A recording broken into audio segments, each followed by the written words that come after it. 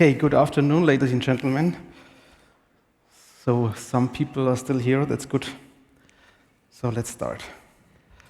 Who is Siemens Healthineers?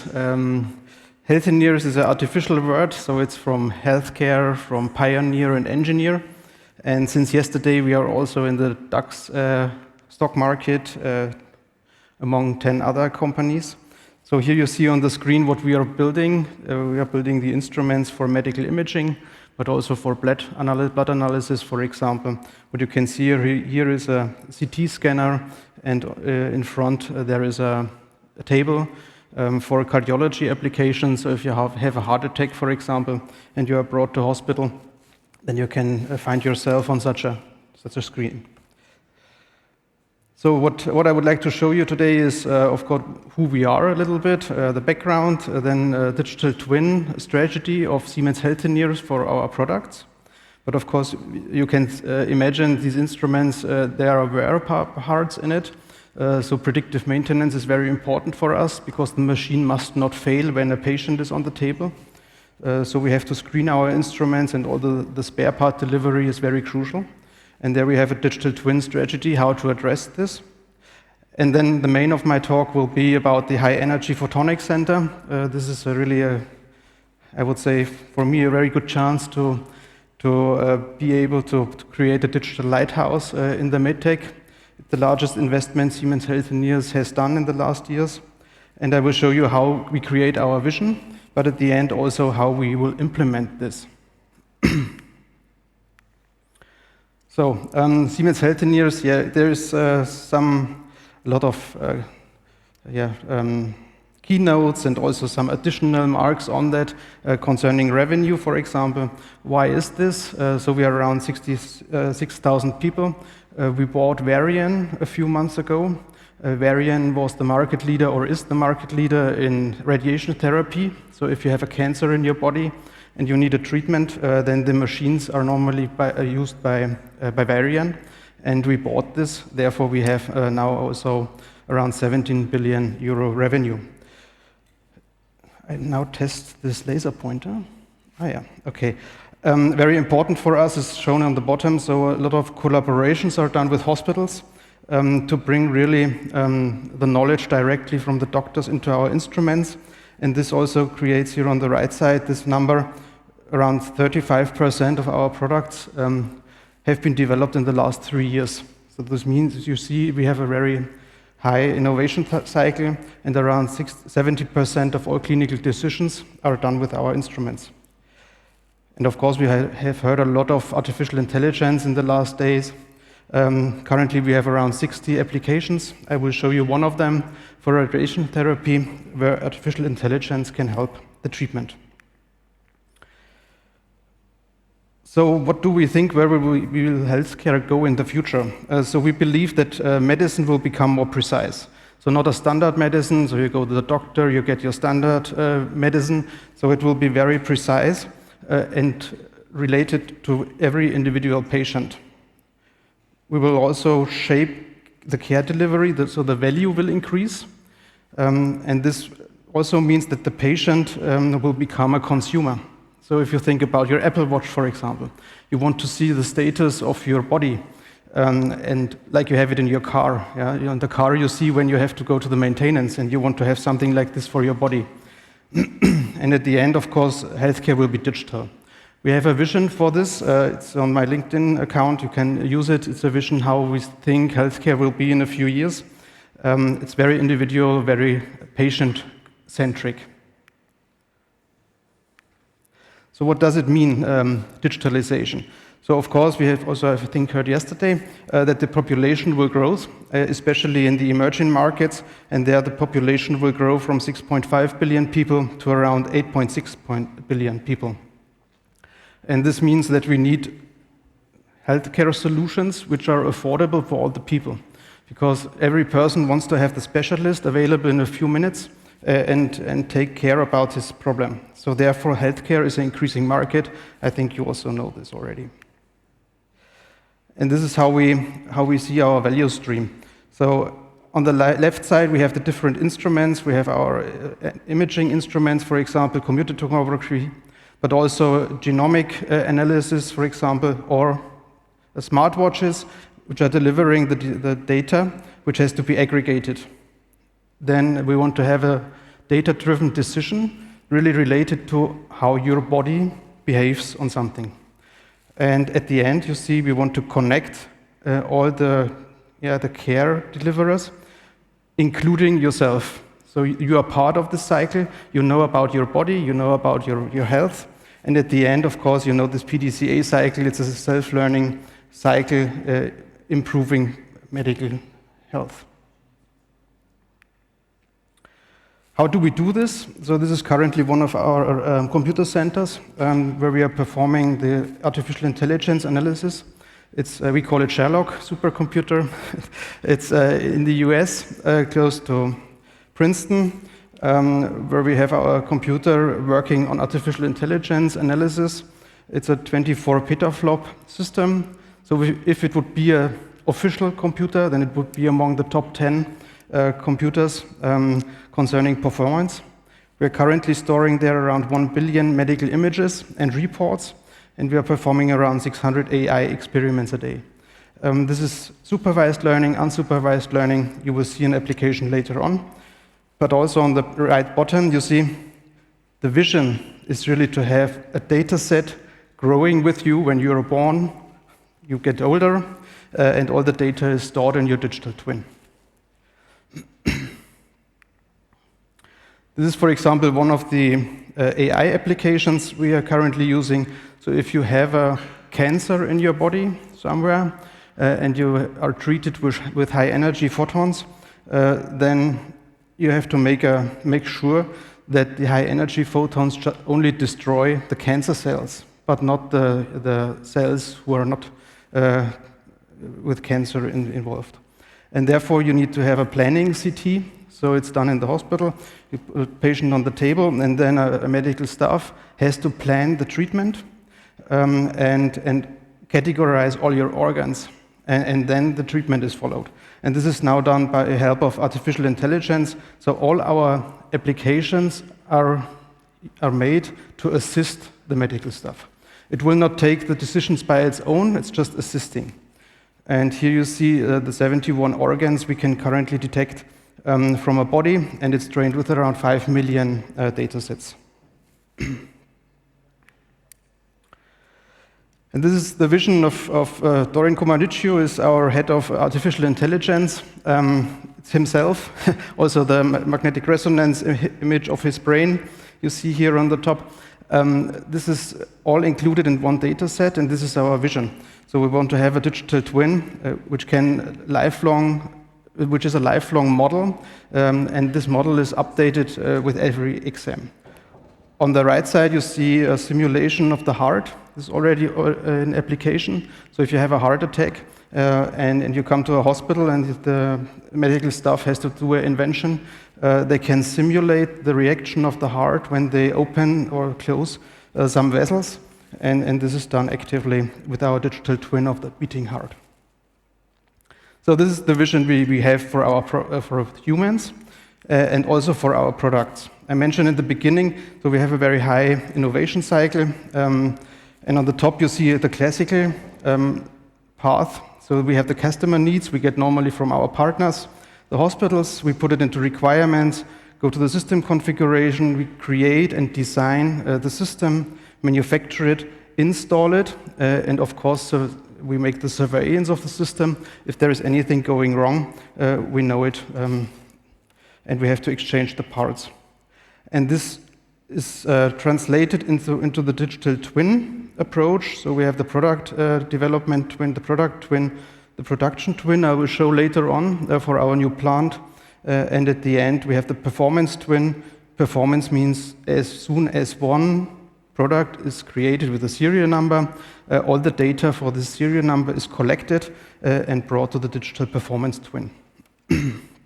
We implemented a HI development infrastructure and also a PLM system, digital backbone, where all the Siemens Healthineers colleagues are working in this single source of truth. And now how does it translate to the high energy photonic center? What is this? This is where the journey begins. So it's the headquarters of Siemens Healthineers is in Erlangen, in Bavaria, close to Nuremberg.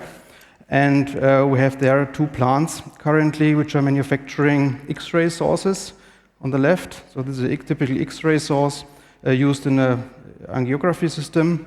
And on the right side you see the system cabinet, so the high voltage generator, creating the electronic supply for the X-ray tubes. Normally these generators have around 180 kilovolts and I want around 1 amp current. And this energy is brought to the X-ray tube and then creating X-rays. And the 2 locations are currently, I would say, around 30 years old. They are occupied, no lean principles currently. Yeah, everywhere where there is room, there will be a machine or something like this. So we have the chance now to create our new HEP, High Energy Photonics Center. It's a 350 million investment in Forchheim, where this new digital lighthouse will be created. And what are we doing there? I can press this here. So the complete planning of the factory is done digitally. So this means the building information management is done in a digital backbone. We've tried to implement all lean and flexible applications, but also cooperation is very important. We heard today from the colleagues from Bosch that breaking the barriers is very important, and therefore we also try to lift the silos and bring all the people together. What you see here is a first image of the clean room, so you can walk through. But also the machines are simulated, the processes are simulated, because we get the models from R&D, and these models are directly put onto the machine, and then we see the machine fits for creating this product or not. And at the end, here you see, for example, for virtual commissioning, we are using simulations concerning cycle time, process time, but also how the worker can interact with the machine. We have to do this because currently the construction is going on. So in the middle of next year, the building will be ready, and then we have around 1 year for ramping up the manufacturing there with a lot of equipment and machinery. So how did we come to this smart factory vision? A typical process, I would say, so we started with a value stream analysis. We made use case elaborations, and then we tried to create a big picture mapping. So this is created in a kind of really scribble. Yeah? We went to our people, so around 1,000 people will work in this new high energy photonics center, and we tried to show what we plan to do. And we also tried to explain why we need to digitalize that. And this is then a kind of sketch we brought to our people. Behind this picture is a use case roadmap, and every star you see here is a kind of digital use case for PLM, for R&D, for logistics, for whatever. And we try to bring this into a roadmap till 2025, when we want to have implemented all of these digital use cases. This is the typical ladder. I think also the colleague from Volkswagen showed it this morning. So we started with lean, then digital. At the moment, we are in this phase connected. So we had a lot of equipment connection, for example, today. So this is currently where we are in, bringing all the equipment to our data platform to predict the behavior of the plant. Yeah, and this is how it looks like. So if you have seen, the high energy photonics center will be 3 levels, so around 200 meters long, 60 meters broad. We have around 10,000 square meters per floor, and we have 3 manufacturing floors on top of each other with a total height of around 21 meters. And but also this HEP is only one small part in the value chain. So the main issue is currently bringing the suppliers to our data platform, so they deliver all the measurement protocols for the parts we are using. Then we have the production, we have the delivery, and of course, at the end, the product is brought back to us, and we have to recycle it. And for this vision, we created 6 work streams. I will show later on how we arranged this. All the stars you have seen in our vision are brought to work streams. These are agile teams who are implementing the use cases. And the first one is manufacturing information and intelligence. I will show later on. Then digital tool landscape, all kind of simulation and digital twin creation. Smart maintenance, it's the most common one, I would think, to see the shop floor condition. Smart logistics, advanced planning systems, so that you can locate all your material in the manufacturing, but that you also can plan your output from the factory. We need a manufacturing operation management to bring all the information to the worker. And at the end, which hopefully will be the cash cow for our digital transformation, is invisible quality. So this is, of course, you have to invest something to get the digital transformation done. You want to have a payoff. And invisible quality for us means improving all quality steps in the manufacturing to reduce internal costs. So how do we implement this? This is shown now on this slide a little bit. So you have seen the work streams before. These are agile work streams. We have dev teams. There is software developers, but also hardware developers in there. We have every team has a product owner and a facilitator. The facilitator is a typical Scrum Master. The team is around 10 to 20 people in total for one work stream. And all these work streams have a 2-week sprint. So they meet every 2 weeks to plan what they are doing. They have the micros where they present their results. Every 4 weeks we have on the program level, so all the transformation is done on a program approach, is then brought together in a program level meeting to really sync all the teams. And there is one role in this here. This is the change management here. So this is a person who is really going to the staff and to the blue collars and white collars and try to get the feedback of the transformation. And of course, every 8 weeks we have to present the results to our management that we are on track or not, and how the costs are going up. So this is how we set this up, and now I would like to discuss a little bit more in detail what's the content of the work streams. The first, of course, I will not tell too many on this, we heard this already. So we have to connect your equipment on all your IoT to a data platform. We define the cold data, which is really data which is flowing in a discrete way, let's say every second or so. And this goes to our ERP system, this is SAP. And then on the more you come to the right side, then you come to the hot data. The hot data is really real-time data, let's say with 10, 20 microsecond resolution, where we get the data from the shop floor. And this all enables then the data analytics, business intelligence, and all the applications on top. The master control center is a kind of NASA control room, we would say, for the whole building, where you use the status of all machines. And of course, this is also visualized then in a performance twin, where you have a 3D model of all your manufacturing site with the status. I would like to explain a little bit more how we do what is the topic of the work streams.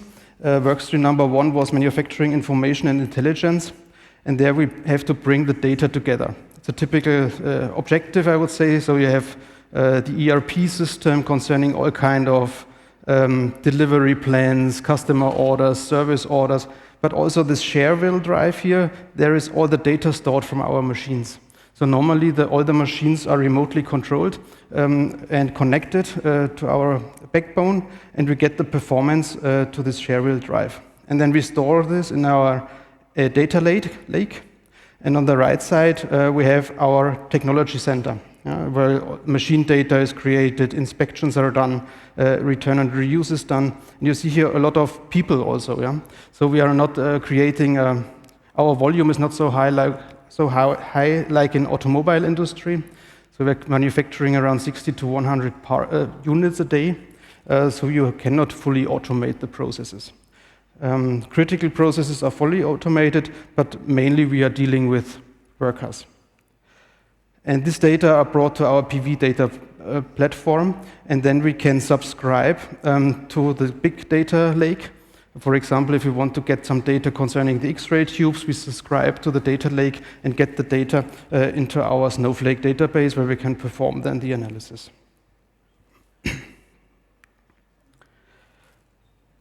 Also, one big challenge currently is the digital tool landscape implementation. We are using there the system from the Siemens AG. It's called Teamcenter Backbone. And here all the different steps in product development are shown. We have the requirements planning, the model-based system engineering you do before you create something. Then you do thermal simulations, electrical simulations, CFD simulations of your products. And at the end, you get an intelligent 3D model where also the critical to quality parameters are taken into account, which have to be controlled during the manufacturing process. And this then translates here to the digital twin of the production. So this means, if I've shown before, the machine, the furnaces, the welding machines, you can then simulate all steps you created with your digital twin on the bottom. And we have here then the change management and the BOM management going in a cycle to really get an agile approach. Smart maintenance. Currently, we are at this point here, connecting equipment, I mentioned before, bringing all the assets to the data platform. We started some applications with mobile maintenance, but also digital repair, and at the end, of course, the remote access, but also visualization with VR and AR.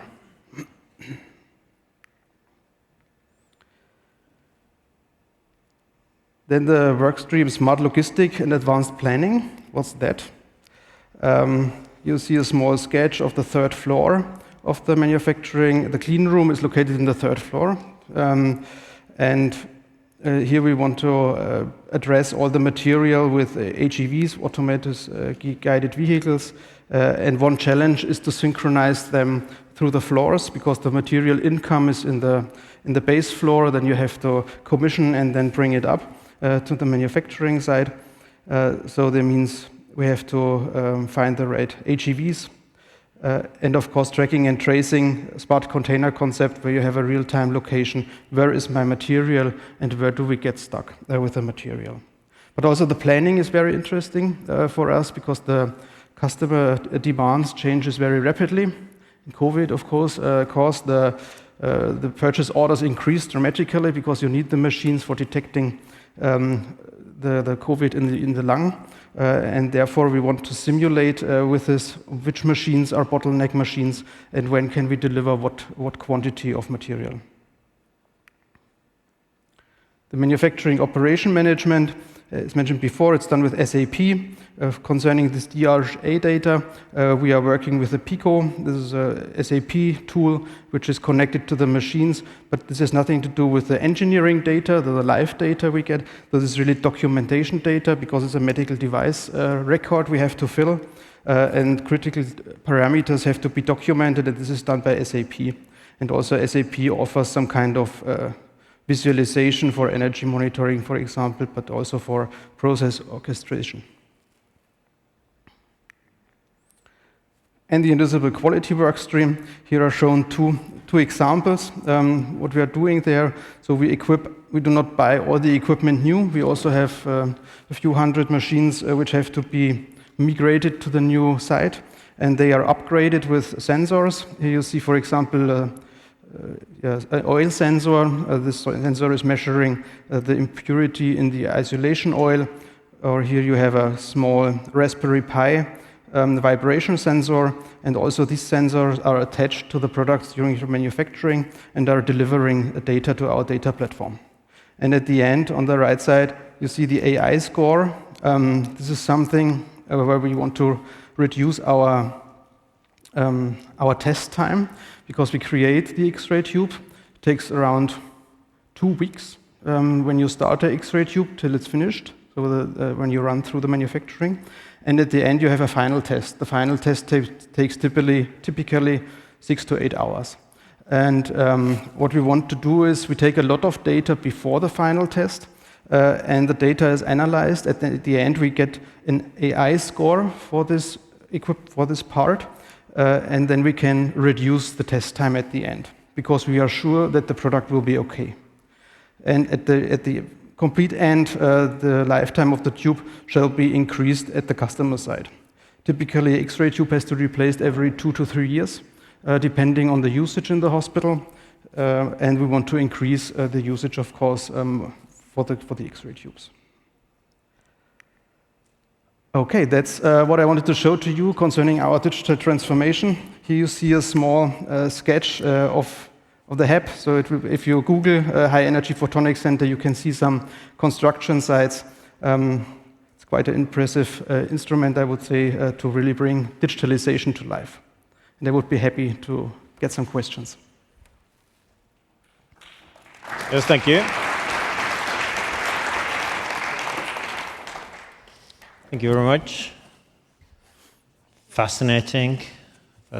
So I would be surprised if we would not have questions. We do.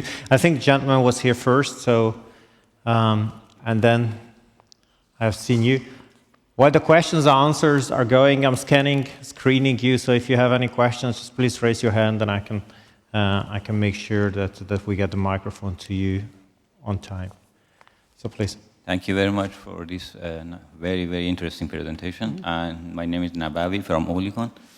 I have maybe 2 questions, but first is that I want to know what is your definition of basic thing, digital twin.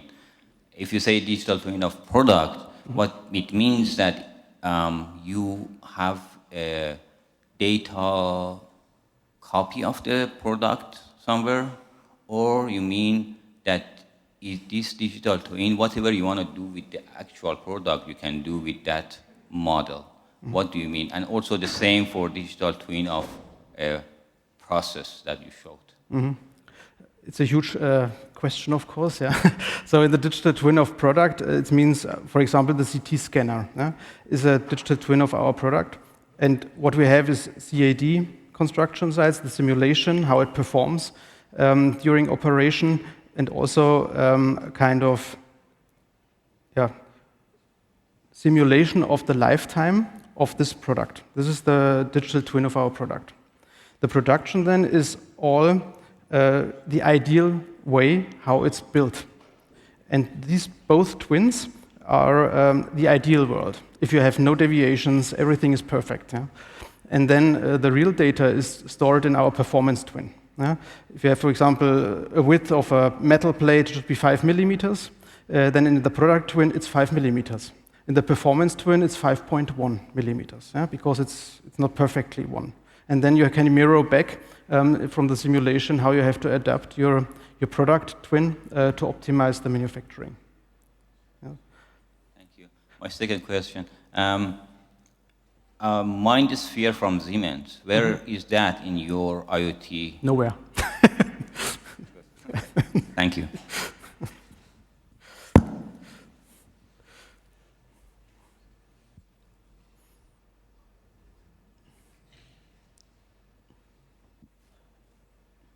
Hi, my name is Saniro. I have a question in your dynamic models in the digital twin.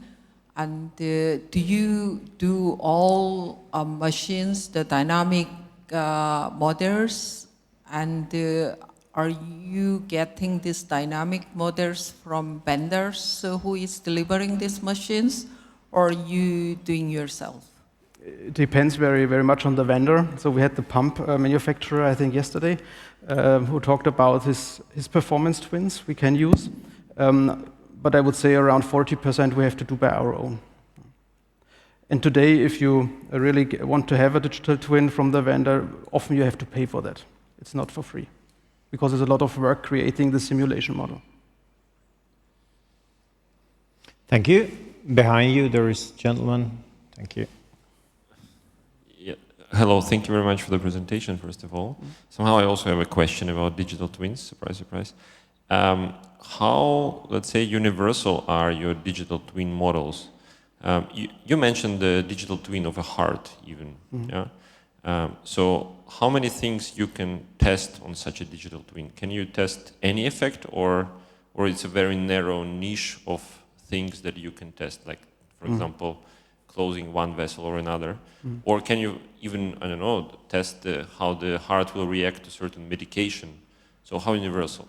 That's one question. And second, maybe easier one, do you create such models based on the physiological laws and etc., or from historical data? So we create the models normally from your record. So the CT image is taken from your heart, so we use this heart as modeling for modeling purposes. And the accuracy, I would say it's in the range of, let's say, I'm not an expert on this because I'm more in the factory, but concerning the factory digital twins, concerning simulation, we have around 20 to 30% which we cannot simulate. This is, for example, some kind of material behavior. You cannot simulate this always. So around 70%, I would say, we can simulate with the models. Mm-hmm. Thank you. You had actually 2 questions, right? Okay. Any other questions in the room? Oh, there is a gentleman over there.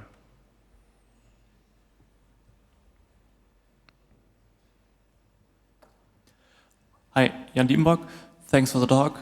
With a digital twin, how would that, for example, comply with German data protection laws? And would I also have to be worried, just in very theory, that my doctor would be mad at me for having smoked a pack of cigarettes, which he can see on my health diagram? What you have seen in our data lake in the US, for example, for AI experiments, that's of course anonymous data. What we are interested in is the way how a person is, for example, treated and how it behaved. So there is no person related to the data. And all the other stuff is currently discussed here in Berlin. How do you protect the personal data on your card when you go to the doctor? Thank you. Any other questions? Okay. If not, then thank you very much once again for presenting. Very interesting. I'm also professionally fascinated about this. So, yeah, once again, thank you very much, Mr. Fürst, and have a good journey home. Thanks. Thank you.